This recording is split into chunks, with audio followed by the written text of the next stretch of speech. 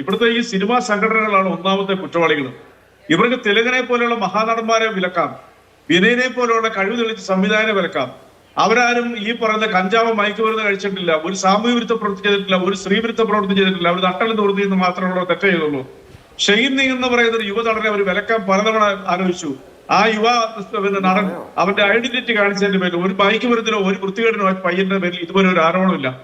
എന്നാൽ ഈ അധമന്മാരെ കഴിഞ്ഞ 9 വർഷമായിട്ട് ഇവരെ സംരക്ഷിക്കുന്നത് ആരാ? ഈ സംഘടനകളാ. ഞാൻ ചോദിക്കട്ടെ, ഈ പരാതി കിട്ടിയിട്ട് ഇത്രയും ദിവസമായില്ലേ? ഇനി ആ പെൺകുട്ടിയുടെ സ്വകാര്യത ഓർത്ത് പോലീസിൽ കൊടുക്കണ്ട? ഇവർക്ക് വേണമെങ്കിൽ താൽക്കാലികമായിട്ടൊരു ഇവരുടെ കമ്മിറ്റി കൂടി ഇവർക്ക് അങ്ങോട്ട് വിലക്കാൻ പറയും. എന്തിനാ ഇവർ തിങ്കളാഴ്ച വരെ വെയിറ്റ് ചെയ്യുന്നത്? മന്ത്രിസഭ യോഗം പോലും ഓൺലൈനിൽ കൂടുന്നുണ്ട്, ഇവർക്ക് എന്തുകൊണ്ട് കൂടിക്കൂടാ? സത്യത്തിൽ കുറ്റവാളികൾ ഇവരാ. ഇവർക്ക് ഒരു നടപടി എടുക്കാനുണ്ട്. ആ ചോദ്യം ശ്രീ സജീവൻ തേട്ട അങ്ങയോടാണ്. അല്ല, ഞാനൊന്ന് മറുപടി പറയട്ടെ. ഇവിടെ ഇരുന്നുകൊണ്ട് എന്തൊക്കെ വേണമെങ്കിലും നമുക്ക് വായ കൊണ്ട് പറയാം, പക്ഷെ ചില പ്രായോഗിക ബുദ്ധിമുട്ടുകൾ നമുക്കുണ്ട്. ഇവിടുത്തെ പ്രശ്നം എന്താണ്? ഞങ്ങൾ അങ്ങോട്ട് ചെന്ന് ആവശ്യപ്പെട്ടത് എന്നിട്ട് പറയുന്നത് ഞങ്ങൾ വിൻസി എങ്ങനെയെങ്കിലും പരാതി പിൻവലിക്കട്ടെ എന്ന് ഞങ്ങൾ ആഗ്രഹിക്കുന്നു. മാധു പോലും അങ്ങനെ പറയുന്നത്. അപ്പം ഞങ്ങൾ അങ്ങോട്ട് പറയുകയാണ്, പരാതി ഞങ്ങൾ അങ്ങോട്ട് അന്വേഷിച്ച് ചെല്ലുകയാണ്. ഞങ്ങൾക്ക് വിൻസിയെ സഹായിക്കണമെന്ന് ആഗ്രഹമുണ്ട്. ഈ പറയുന്ന ആരാണോ വിൻസി പറഞ്ഞ പ്രതി തക്ക ശിക്ഷ കൊടുക്കും, ഒരു സംശയം വേണ്ട. അത് കൃത്യമായി തിങ്കളാഴ്ച നിങ്ങൾക്ക് മനസ്സിലാവും. പക്ഷേ നടപടിക്രമങ്ങളുണ്ട്. എനിക്ക് ഇവിടെ ഒന്നും ശിക്ഷ പറയാൻ പറ്റില്ല. കമ്മിറ്റി കൂടണം.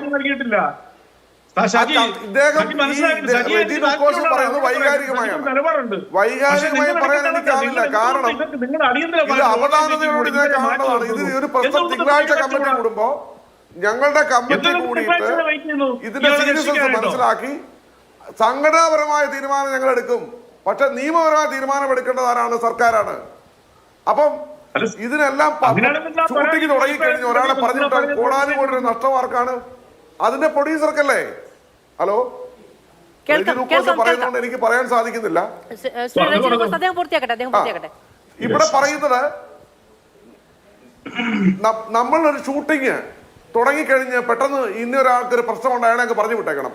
ഈ ഷൂട്ട് ചെയ്ത ഭാഗം ഉൾപ്പെടെ കോടാനുകോടി രൂപയ്ക്ക് ആര് ഉത്തരം പറയും? അപ്പൊ ചില സെറ്റുകളിൽ നിർമ്മാതാക്കൾ സഹിക്കുകയാണ്. ചില ആൾക്കാർ എല്ലാവരും അല്ല. ഇപ്പൊ സിനിമയിൽ കുറെ മാക്സിമം മാറ്റം വന്നിട്ടുണ്ട്, ഇല്ലെന്ന് ഞാൻ പറയില്ല. സിനിമയെ നമ്മൾ വിമർശിക്കുമ്പോൾ സിനിമയിൽ ഒട്ടേറെ നല്ല മാറ്റങ്ങൾ വന്നിട്ടുണ്ട്. അപ്പം ഇവിടെ IC ഉള്ളത് കൊണ്ട് തന്നെ, നോക്കാനും പറയാനും ആളുള്ളത് കൊണ്ട് തന്നെ കുറെ ഏറെ നിയന്ത്രണങ്ങൾ വന്നിട്ടുണ്ട്, ശുദ്ധീകരണങ്ങൾ നടന്നിട്ടുണ്ട്. പിന്നെ അവിടെ ഇവിടെ പ്രശ്നങ്ങളുണ്ട്. ആ പ്രശ്നങ്ങൾ ഇതുപോലെ വെളിയിൽ വരുമ്പോൾ അത് തെരഞ്ഞു പിടിച്ച് ശക്തമായ നടപടികൾ എടുക്കുമ്പോഴാണ് പ്രശ്നങ്ങൾ ഇല്ലാതെ പോകുന്നത്. അല്ല ശ്രീ ഒരു തവണയാണെങ്കിൽ സപ്പോർട്ട് വേണം. ഒരു സിനിമ തുടങ്ങി അതിന്റെ പകുതിയാകുമ്പോൾ ഒരു മോശം ഉണ്ടായിട്ടുണ്ടെങ്കിൽ അതുവരെയുള്ള പണനഷ്ടം എന്നുള്ളത് ശരി. പക്ഷെ ഇത് ഒരനുഭവമല്ലല്ലോ, എത്ര അനുഭവങ്ങളാണ്. വീണ്ടും ഞാൻ നേരത്തെ വീണ്ടും ചോദിക്കണം, മലയാള സിനിമയെ അങ്ങനെ തന്നെ ചുമലേറ്റുന്ന നടന്മാരാണോ? എന്ത് തോന്നിയവാസം കാണിച്ചാലും ഇവരില്ലാതെ നിലനിൽപ്പില്ല എന്നാണോ? അങ്ങനല്ല. ഇത് 10,000 ആൾക്കാർ പ്രവർത്തിക്കുന്ന ഒരു മേഖലയാണ്. 250, 230 സിനിമകൾ ഒരു വർഷം പുറത്തു വരുന്നുണ്ട്. പല മേഖലകളിൽ 10-30 സിനിമ ഒരേ സമയം ലൊക്കേഷനിൽ ഷൂട്ട് ചെയ്യപ്പെടുന്നുണ്ട്. ആ സമയത്ത് വ്യത്യസ്ത സ്വഭാവമുള്ളവരാണ്. അതിലെല്ലാവരും പല സ്വഭാവമുള്ളവരാണ്, പല വൈകൃതങ്ങളുള്ളവർക്ക് സ്വാഭാവികമായിട്ടാണ്. സമൂഹത്തിലെ പരിച്ഛേദങ്ങളാണ്. ഇതിനെ മാക്സിമം അഡ്ജസ്റ്റ് ചെയ്ത് മാക്സിമം ഇങ്ങനെയുള്ള മോശപ്പെട്ട പ്രവർത്തനങ്ങൾ ഇല്ലാതാക്കിക്കൊണ്ട് നല്ല രീതിയിൽ പോകാൻ മാക്സിമം ഞങ്ങൾ ശ്രമിക്കുന്നുണ്ട്. അതിന് ഞങ്ങൾ സംഘടനകൾ മാത്രമാണ് കുറ്റവാളികൾ. സംഘടനകൾ എല്ലാത്തിനും എടുപിടി നടപടി എടുക്കണമെന്ന് പറഞ്ഞാൽ ചില പരിമിതികൾ ഞങ്ങളുടെ മുമ്പുണ്ട്, പ്രായോഗിക പരിമിതികൾ. അതുകൂടെ മനസ്സിലാക്കണം. ലോ ആൻഡ് ഓർഡർ കൈയെടുക്കാൻ ഞങ്ങൾക്ക് അവകാശമില്ല.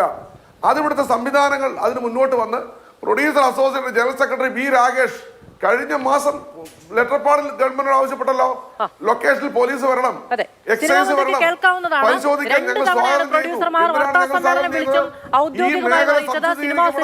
ലഹരി ഉപയോഗമുണ്ട് എന്നുള്ളത് സർക്കാർ സംവിധാനം അതിനോട് പ്രതികരിക്കുന്നില്ല എന്നുള്ളതൊക്കെ അന്നൊക്കെ കൊട്ടിഘോഷിച്ച് പറഞ്ഞിരുന്നു. കൃത്യമായ പരിഗണന ഉണ്ടാകും, കൃത്യമായ പരിശോധന ഉണ്ടാകുമെന്നൊന്നും ഒന്നും നടന്നിട്ടില്ല. ഇപ്പോൾ നിരന്തരമുള്ള കേസുകളും ലഹരി ഉപയോഗിച്ച് സ്ത്രീകൾക്കെതിരെ അധിക്ഷേപം നടത്തുന്ന കേസുകളും റിപ്പോർട്ട് ചെയ്യപ്പെട്ടിട്ടും സർക്കാരിനൊന്നും ചെയ്യാനില്ലേ എന്നതൊരു ചോദ്യമാണ്. എക്സൈസ് മന്ത്രി കേൾക്കാവുന്നതാണ്, സിനിമാ മന്ത്രിക്ക് കേൾക്കാവുന്നതാണ്. പ്രൊഡ്യൂസർമാർ പറയുകയാണ്, ഞങ്ങൾ ഓപ്പണാണ്, സർക്കാർ സംവിധാനം അനങ്ങുന്നില്ല എന്നുള്ളത്. അതിന് മറുപടി പറയേണ്ടത് സർക്കാർ സംവിധാനം തന്നെയാണ്